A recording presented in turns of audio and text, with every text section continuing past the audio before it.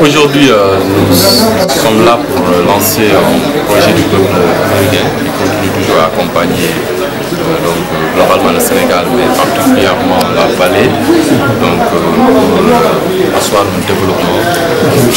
Aujourd'hui, ce projet Future, on peut appeler Natal Bay, qui s'appelle Natal Bay, vise à agir sur l'ensemble de la chaîne de valeur du riz pour assurer le développement et améliorer la condition de population de la vallée du Sénégal.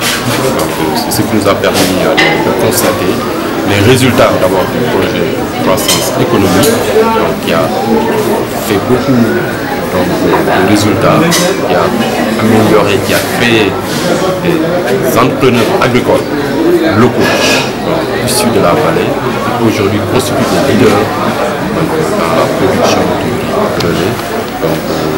Permet d'avoir un espoir que l'exemple va être servi à d'autres acteurs pour adopter les mêmes comportements.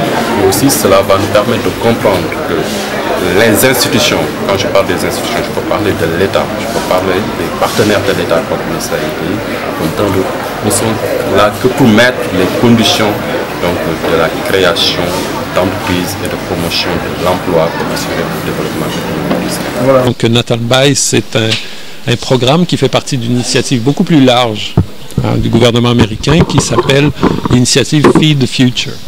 Et Feed the Future, c'est une initiative qui a été lancée par le président Obama qui vise à promouvoir la croissance économique, mais dans une perspective qu'on appelle inclusive. Donc faire que le développement économique se fasse en intégrant les petits producteurs, les petites productrices.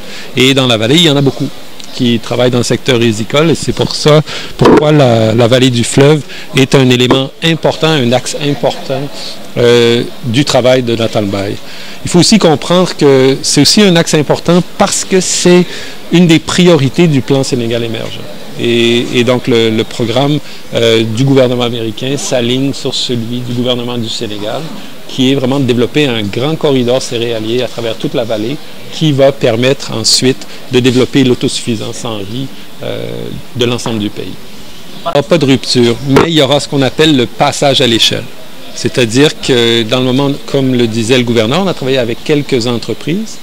Maintenant, il s'agit de passer à l'ensemble de la vallée. Faire en sorte que tous les producteurs de la vallée, les petites entreprises dans le décortiquage par exemple, les groupements féminins aussi qui sont très actifs, tous ces éléments, toutes ces forces vives entrepreneuriales participent au développement de la vallée puis accèdent les différentes approches qui ont été développées dans le cadre de PCE et qui vraiment ont démontré que la production de riz, puis je pense que c'est ça la grosse leçon de PCE, que la production de riz dans la vallée est compétitive. Il faut se rappeler qu'il y a 3-4 ans, personne n'aurait osé dire ça, quoi. Mais aujourd'hui, hein, j'en prends à témoin le DRDR, quoi. Le riz de la vallée est compétitif. Okay? Et maintenant, il s'agit de faire en sorte qu'il y en ait beaucoup et qu'il y ait un passage à l'échelle pour que ce riz compétitif arrive à renverser la vapeur et remplace graduellement les importations, ce qui est la vision du gouvernement et du président de la République.